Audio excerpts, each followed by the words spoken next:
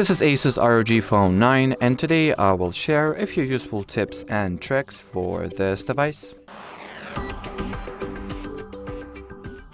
So first, launch your device's settings, scroll down and enter the system preferences.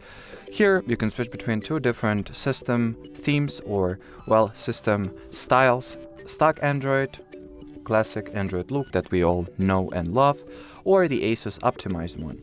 So let's switch to ASUS optimized, and once you do, you can go into the more section and separately switch up all those interface parts and sections between, the classic and ASUS optimized look.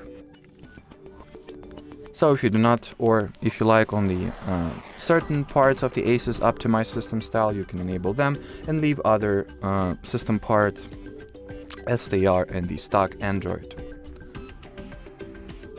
Now let's enter the display category of settings, and here you'll find the refresh rate, which you can leave in the automatic mode and allow system to automatically set the screen refresh rate value in accordance with current battery situation and overall system state, or you can hard pick the 165, 120 or 60 Hz. So the lower you go, the more autonomy your devices get, and just generally the lower the refresh rate is, the longer your device will last on a single charge.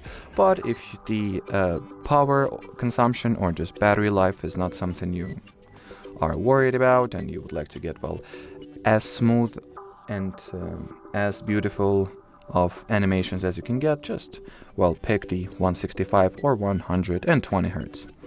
Now on the note of display category of settings, we can also scroll down and find the always on panel, and that's your regular always on display. It is simply called a panel here. So switch it on. You can customize the clock style, as you can see, import custom image if you'd like, round corners, change brightness, add custom text, and we'll select custom clock.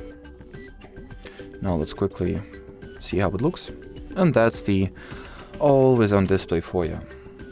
And the last customization that I wanted to share with you in this video, you will also access by or actually not, just let's launch the device's settings, and here enter the launcher personalizations. Now you can go into the icons, and here switch between different preloaded icon styles such as core, technology, classic, star array, planetary, and as far as the preloaded icon styles go, that's about it.